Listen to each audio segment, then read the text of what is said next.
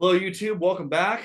It's Christian and Cody, joined today by Matt, the Lumberjack Landlord. If you haven't followed him yet, there's a link below to his channel. But fantastic content. He shares a lot with our friend Dion, Michael Zuber. They make up the Three Amigos. Really, really excited to have you on today, Matt. I'm super pumped to be here. You guys are in a completely different space. Forget about different part of the country, but completely different space than me. I'm here to learn, so expect questions. We can do that. Now, I'm really excited to have Matt on today because he has more units than both of us. Mm-hmm. And he's done it on duplex, triplex, and fourplex. So, Matt, can you tell us a little bit about your investment journey, where you got started, when you got started, and what you've built so far? I think you're the only one on YouTube that was younger than me, Cody. Because I started at 20 I started at 22. So Wow. I started at 22. I was young. The dinosaur. Seller financing wasn't a thing then. They're like, "You want me to do what for you?" I was like, "It's a good idea. I promise. Look at the tax structure." Yeah, no, you're gonna buy it from me. Okay. So I started at 22. I'm a ninth grade dropout, so I had to figure out how to make life work. And I got into software. I was in software for a while and got really good at selling software, and then said, I'm making money and I hate the stock market. I think it's completely rigged. And so I'll take the slow and steady. So slow and steady is real estate. And so, started learning, understanding, looking at a couple markets around where I lived. One of them I thought was a pretty good fit. Started investing there. But my very first deal was a house hack condo deal down to where close where my job was. Couldn't afford the condo on my own. So I recruited a roommate and they said, yeah, you're going to live with me. You're the least obnoxious of my friends. And then had him move in with me. I bought the place, had him move in with me, and did that for a couple of years, and then house hacked a house again further away. Then bought a triplex, then bought another triplex, then bought a single family. It was on the water, which was going to be kind of like a seasonal rental, Airbnb before Airbnb was a thing. And then the Great Recession hit. So I've been investing that long. So the Great Recession hit, and thankfully we didn't lose any property. My market fell probably about 30%, 30 to 35% is how far my market fell. But we kept it going. But kind of our path was in August of '08, we had 8 paying tenants. In September of '08, we had 3 paying tenants. And in October of '08, we had 1 paying tenant. So, And you, so, you yeah. mentioned are you doing this with a business partner, married at So I say someone? we now. You guys, when you guys get married, you'll see that everything becomes we. I wasn't married at the time. I was actually single at the time. Now it's we. I've been married for 15 years and been together for 17, but I've been investing for 21. So the business predates her. And about all that I'll steal from Grant Cardone is I told her when we were getting married, I'm not selling my houses. I said we're going to keep on growing this business. It's about all I steal from Grant because I know he told his wife the same thing. But yeah, built the portfolio. The biggest challenge that we had to overcome, aside from the Great Recession, was the fact that banks took away your ability to buy. You no longer could get 10 mortgages; you could only get 4. I was already at 5. I was done unless I could find another way. And so again, seller financing, I tried it. It wouldn't work because it was just not a thing then. Now there's 1,000 channels. You guys do a phenomenal job with it, but seller financing just wasn't part of the norm then.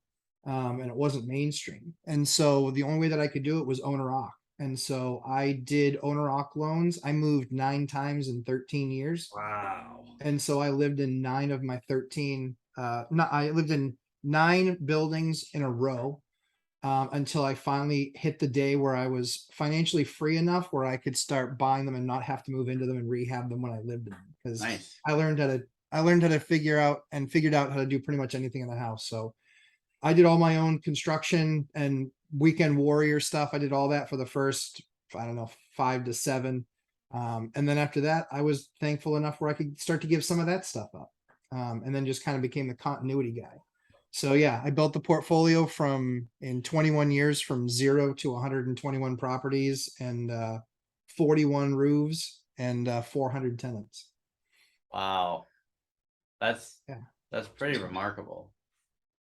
It So, beats a sharp stick in the eye, yeah, I mean, which is also landlording. So yeah.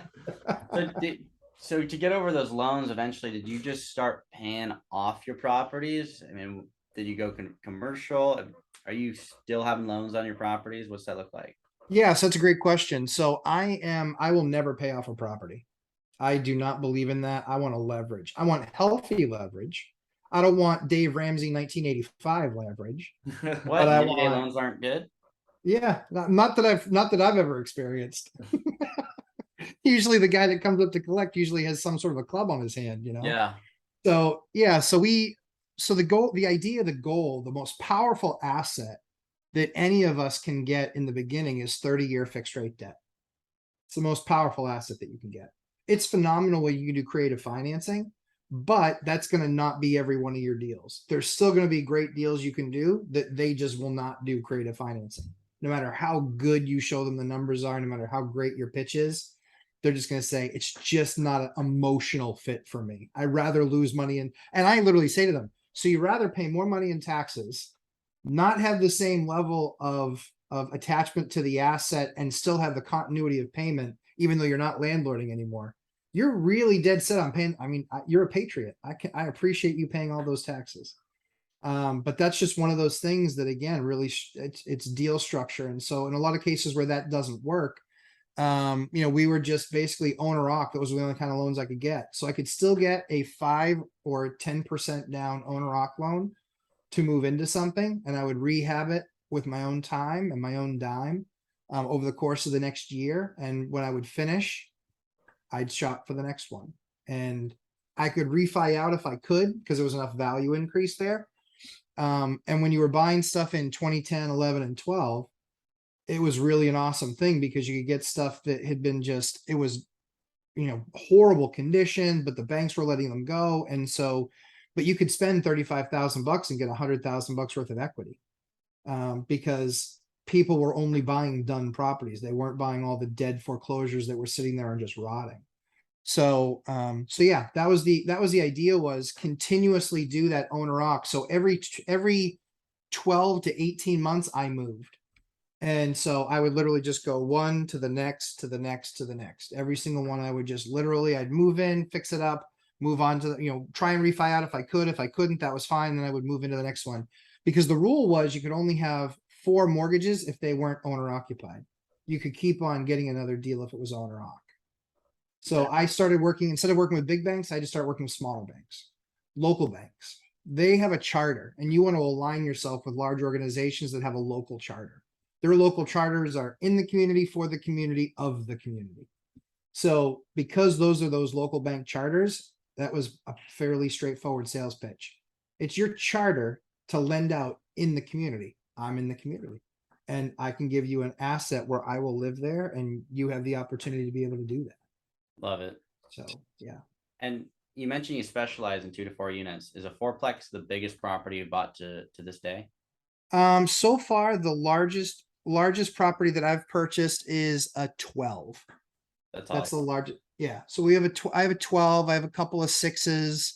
I have a 9. I think I have an 8 in there. So yeah, you start to diversify, that way you're not stuck in one asset class. That way you're not stuck in one area, so I do a little bit.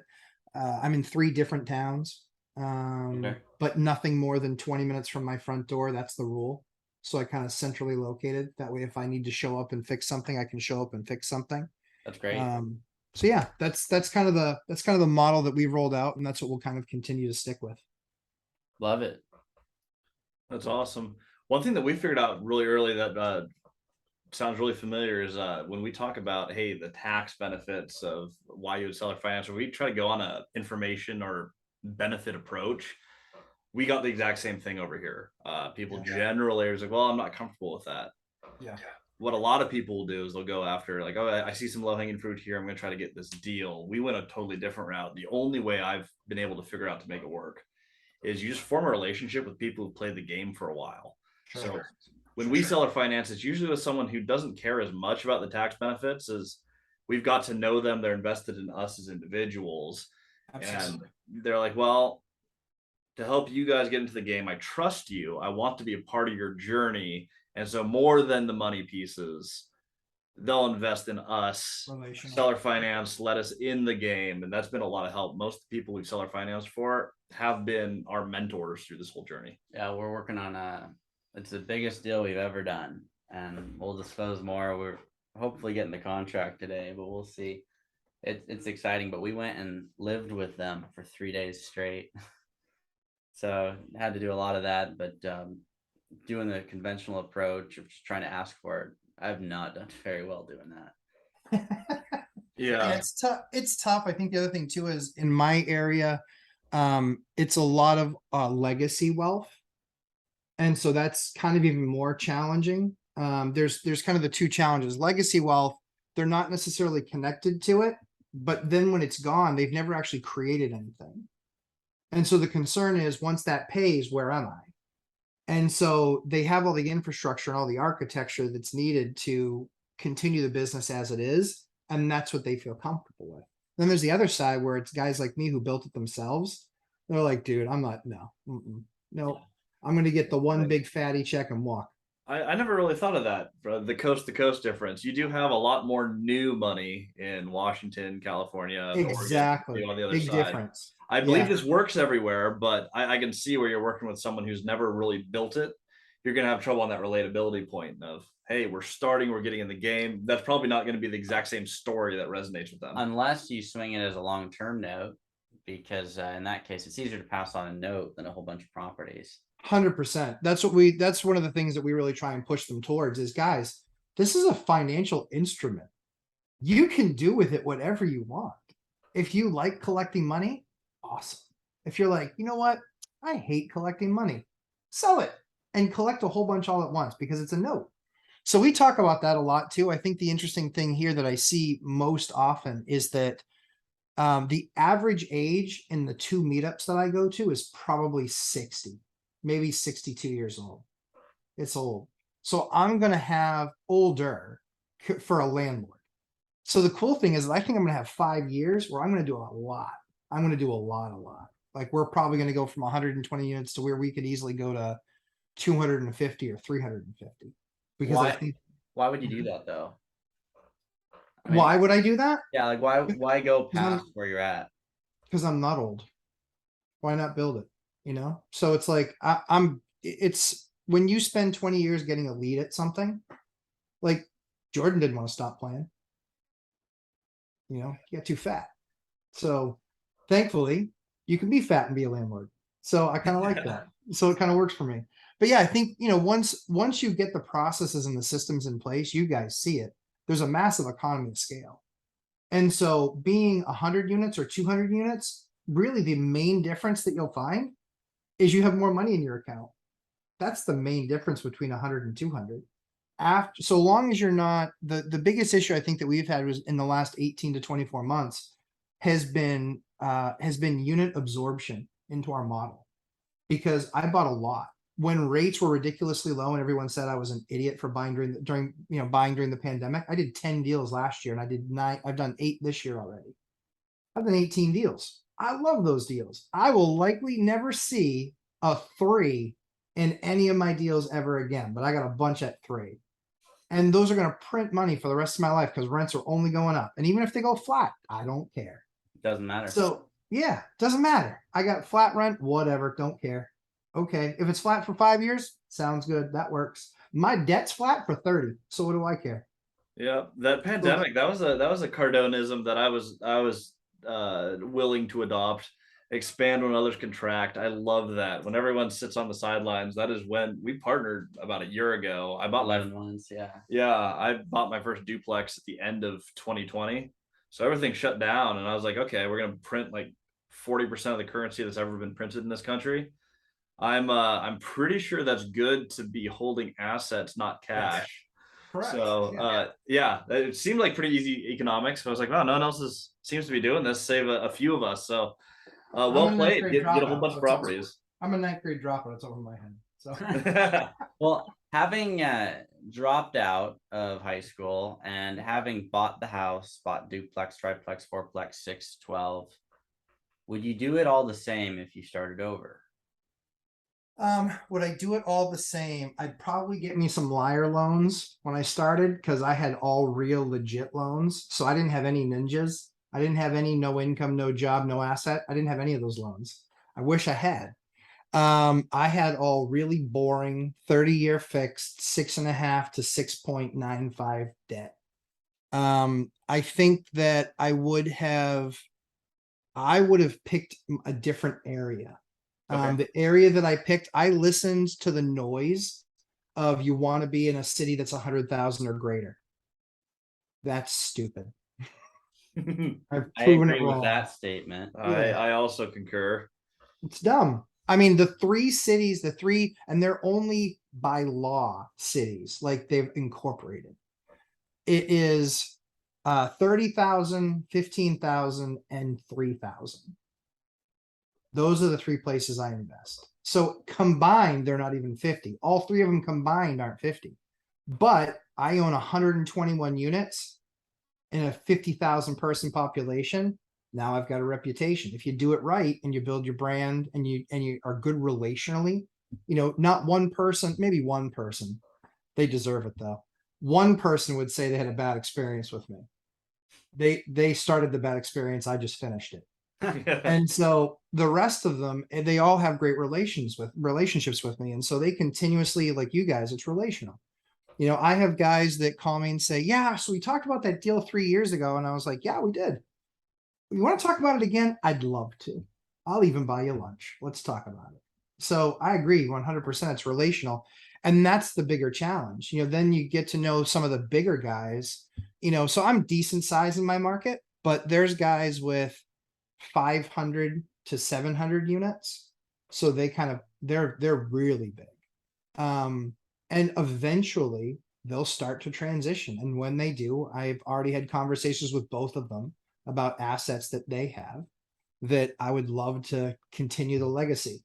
And thankfully, they're both in their 60s. So I know that they're getting to the point where I don't think that they're going to pass it on. I think they're going to say, you know what, time to take some exits on some of this stuff. But then the big stuff that's like really appealing to larger investment firms don't want a bunch of duplexes. No. They just don't.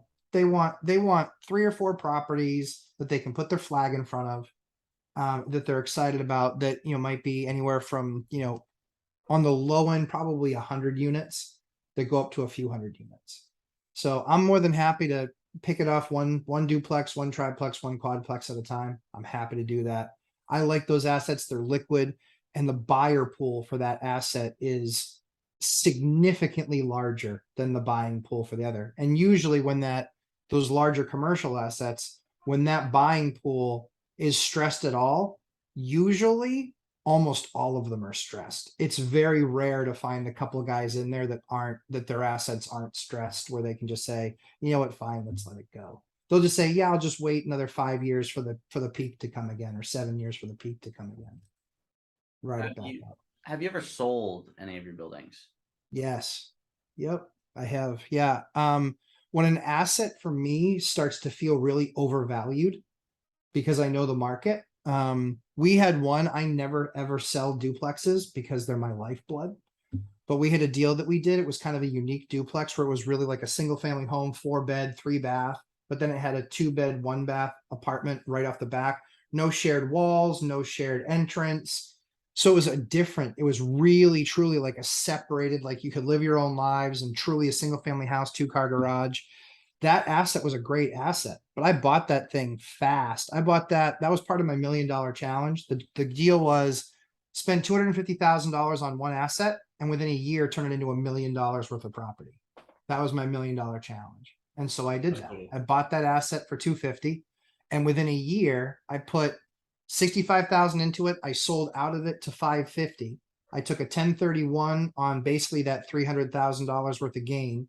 I turned that into 2 more properties, and then sold one of those and turned that into another 2 properties, and got to a little over $1 million in assets from one deal in 12 months. That's awesome. So that was a fun game. Accelerated. So for people that say you can't do it, of course you can do it, but it was a lot of work. It was a lot of time. It was also being skilled up. You guys are skilled up. You guys can look at a deal like that now and you can do it. If you said, I want to do $1 million challenge over the next 12 months, you'd do it. You win. You'd get there. Yeah, we could probably find a way to make that happen. can always- The easiest way for me is buy a 40-unit building and then Ready to spend $100. yeah. and that's the thing is it's like, for us, those buildings just never come available. They just never do. And when they do, they're always back office deals to other massive guys, right? So it's like trying to get in that room, and those guys don't want to share their secrets. Some of them you can maybe get one, maybe get two. You just need one guy to get to the table. And here it's such old money, it's just not going to happen. I wasn't born with the right last name, landlord. So Yeah, it's definitely, at least for us, we set up this goal of, hey, let's try to meet with at least one new owner in our target market. And granted, we're in smaller markets. No matter where you are in the country, you're going to have a little easier time in a smaller market because you'll have less whales that you're competing with. yeah, But come in just like, hey, if you own the duplex next door to me, I want to know you. If you own the 50 unit across the street, I also want to know you. absolutely. One of them a week, that's 52 owners a year. If you're in a small market, say 10 to 45,000 population, Yep. you meet an owner a week there. Everyone in that town knows who you are. Every player in that market Absolutely knows you, knows your goal. And if you're actually listening to what they want, I truly believe anywhere in the country, there's someone, that one person you talked about. It might not be everyone, but there'll be that one person who gets you in the door. And then once you're Absolutely. in, they introduce you to a friend. And it's harder to work in an established market. But that's how we've done it. We just set up that one owner a week principle, and that's worked really well for us. Yeah, usually the bigger players aren't playing in the smaller markets, usually. Mhm. In ours, they had recognized. So when I was doing my research, so I'm right in the border between New Hampshire, Massachusetts, and Maine.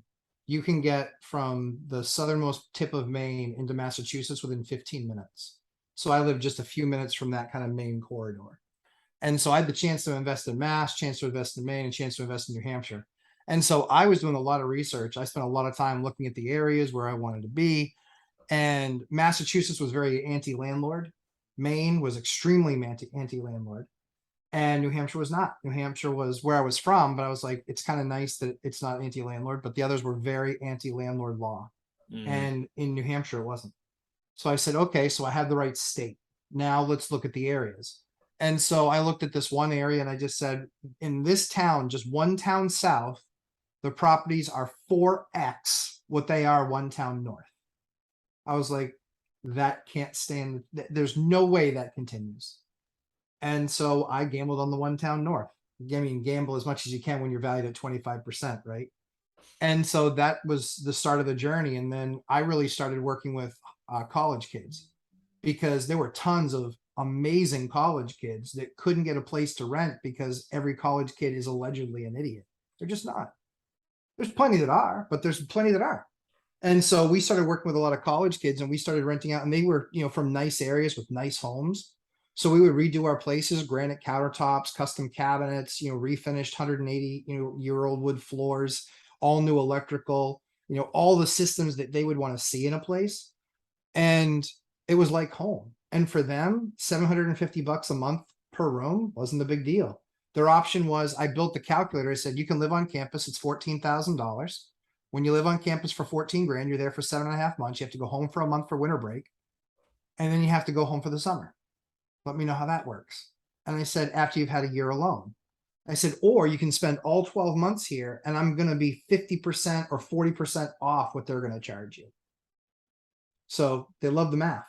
That's amazing. So you went from 9th grade dropout to renting to college students. Mm-hmm. Yeah, it was a niche. It was the market niche that was needed. Most of them, it was like, it would be advertised as college housing. It was because it was disgusting. It was like, you could not find anything more gross than that housing that was being offered to them. And so we kind of brought that type of product to market, where it was, all the things that we would gut and redo on a place, where everyone could have an AC plugged in if they want to, and it wouldn't pop a fuse. It was actually circuit breaker, but it was all updated so it wouldn't pop. It wouldn't trip your breakers. So all sorts of things like that. And then literally it just got to, oh, hey, my friends are looking for a place. Oh yeah, I'm moving on with this group of guys, but that group of guys is staying the same. Or, oh yeah, this house, the boyfriend and girlfriend, they're gonna stay together and they're gonna have 2 roommates, but I'm splitting and I want to go somewhere else. And so it was just the pin action that we got from that, where for years I didn't even have to advertise units. And I could just tell them, oh yeah, by the way, it's not going to be 2,200 this year. It's actually going to be 2,400. Oh yeah, that's no big deal. I agree, it's no big deal. How about 25? But no, really 24. So it was a great opportunity to get pin action and just become a network where people constantly wanted to be the guy that knew the guy who had an awesome place that they could stay. That's huge. You can't beat that. Yeah. I mean, it's reputation. You guys know. You guys are relational, and so we are too. We don't look at our tenants just as like the nudge that's bothering us with a text. I think landlords that do that have it wrong. If you have that great relationship with other owners and you can have a good relationship with your tenants, good relationship does not mean doing everything they ask, because they still saw the place before they moved in. I'm not changing the color of the cabinets. But at the same time too, it's relational, which is when they're contacting me, it's usually it's something that's of a concern to them. So it's a matter of just addressing the concern and letting them know that, well, it might not be the priority that I'm going to drop what I'm doing right now to get over there and do it. We'll put it on the list and it should be taken care of in the next 3 to 5 days. So that mutual respect works. That's fantastic, especially in some of the smaller markets. A lot of the landowners just don't take care of the properties. I have seen so many more slumlords in the small towns than I have in large towns. Not that they're not everywhere, but when you're the one guy who does that, there's 2 things that I really like that you said. One, you saw that pricing was 4 times greater right next door. When you see a market imbalance like that, I think people get scared to act on that. That's everything. Like for me, it was, I saw COVID and printing money. I'm like, this is a market imbalance. We need to get in real estate. And we borrowed, I don't know how many, $7 million, $6 million together. Yeah. In a year. And I found someone in that market who knew how to manage 30 units before we bought a 38. I had renovated 2 and had a few employees, and Cody's like, oh, I need someone who knows how to renovate and do project management. I'm like, well, 38 is a little bit more than 2, but we got to have some overlapping skills. Let's do it. Just a little bit more. It wasn't that bad. But you take a huge leap like that, right? Like I went from 4 to 42 units in one shot.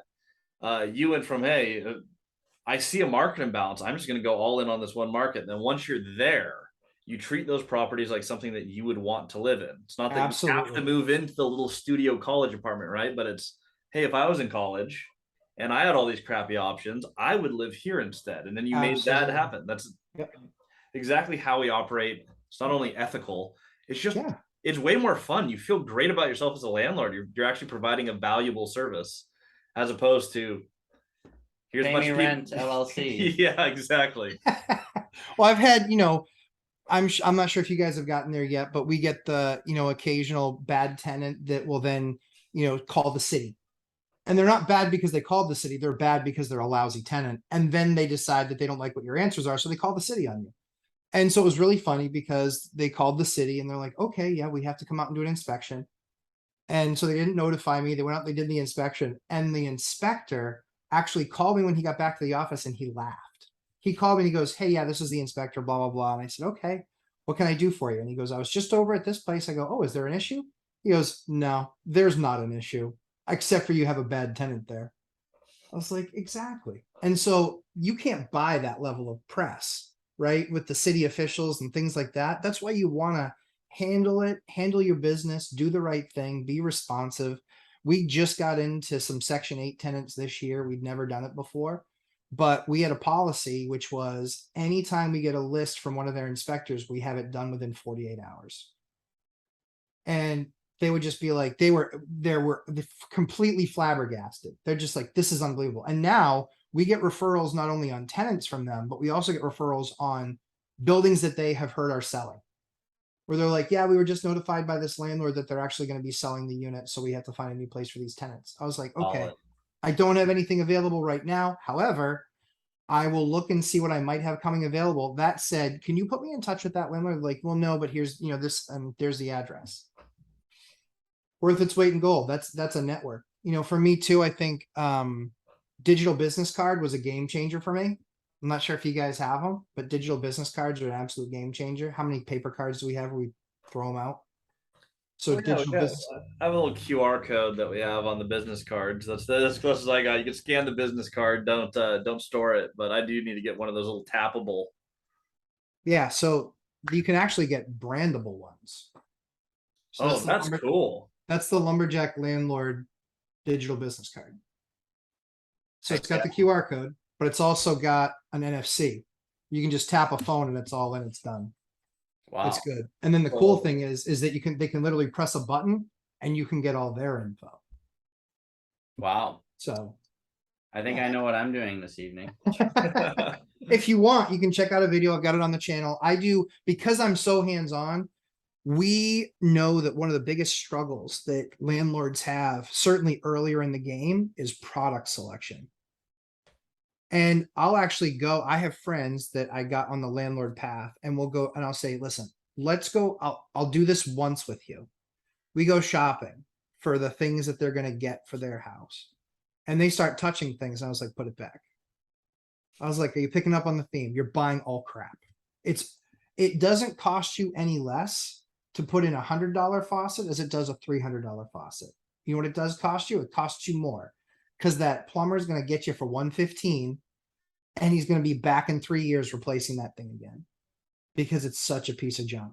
I was like, and have a level of quality in your units. People will pick up on the quality and people will stay because then it gives them no reason to leave. Well, I'm going to find a nicer place. No. Might I find a cheaper place? Yeah, but I don't want to have a not nice place.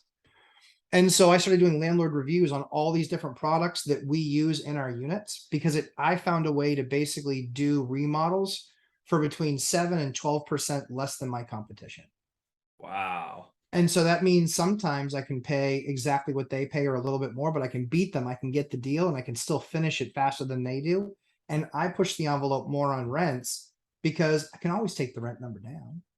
Not a big deal. Whatever. It's not an indictment on me as a bad landlord. It's the market isn't there for that at this point. So I change it, move it down. But yeah, right now we're kind of crazy. We've got, everything that we post ever for a unit is probably 100 inquiries within 48 hours. Wow. So That's a lot. it's too many. It's too many. But you ran a little bit. But only, well, the problem is that we've gone up and down on that. And so the issue that we're having is we might have, 100 applicants, but then when you find that only 12 of them qualify, that doesn't give you much of a pool, right? It's still still a fairly small pool. I like to see that kind of, 12 because 7 of them are getting a DQ because you found out something in the process that they weren't telling the truth about. And then 5 of them are actually truthful or maybe underrepresented how strong they were. And then you have some people to actually then choose from.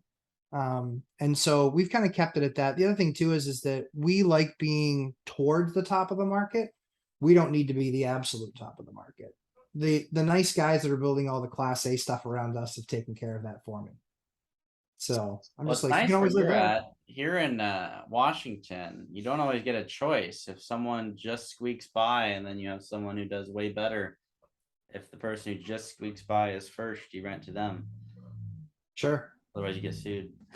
I mean, here the way our plan is that we handle it much like a house sale, which is we don't take the first offer. We tell them everybody's going to see it. Everybody's going to have a fair chance. Everybody's going to apply.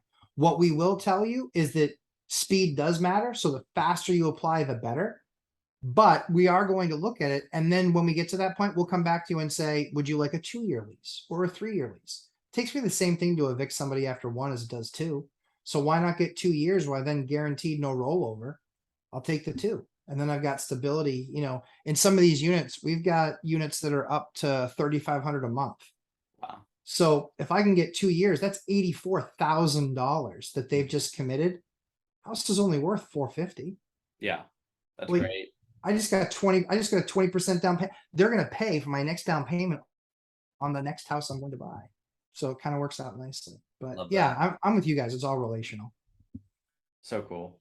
Do you have anything else for No, you know what? I think that is it for what I had here, and that's about the right time for our audience. If you've watched through the entire video, first of all, good for you, because all this content is worth it. Matt's amazing. That's why Only we have him here. 27% of people make it here. Yes, that's right. We just looked at our statistics this morning. Nice. So if you're one of the lucky 27%, thank you so much for watching. Do yourself a favor, share this with a friend, get the word out there, because coast to coast, this works. You can be an awesome landlord, find awesome assets in any market. You may need to tweak your strategy a little bit for where you are, which is why we have this channel, Multifamily Strategy. We share different routes to get to the same place. I'm going to ask one last question we're going to close on, and then we'll wrap. Matt, when you got started, what was your original goal? I want to know what got you started on the journey to the 121 units you have today. Yeah, so I think what got me started was I didn't think Social Security was going to be around when I was 65. I wasn't counting on anybody else for my retirement. I didn't feel safe in the stock market because I think it's a rigged game. I think that the people, imagine being in a building, those people sitting in that building all day long, chatting about what's going on, seeing people out at lunch, that's a thing. That's absolutely a thing. And so I don't have a leg up because I don't live in Manhattan and I don't work on Wall Street. So I will take my chances and I will be more than happy to be able to understand and learn something that's local to me. I can always put eyes on it. I can always put hands on it. And it also gives the opportunity to be a part of the community. And it's not just about me. It's about creating not only an area and a nice place that's affordable for folks, but also a legacy for my family. All of my kids, I've got a 4-year-old, a 3-year-old, and a 1-year-old. Every Saturday we go out and we drive and see and look at our properties. And we also go and we will dial for dollars as a family in the minivan because I'm twisted like that. That's awesome. Stability is a fantastic reason to get into real estate. That was my main reason for taking an interest in real estate. And for me, it was retiring my wife, and again, family. For Cody, retiring his mom. But yeah, when you define your why and you know what you're doing, this is where you end up. Absolutely. 105 units, 95 units, 121 units. No matter where you're doing this is possible. So everyone, enjoy your week. Privileged to have you on, Matt, and we'll see you guys all next week. Thanks, guys. See ya.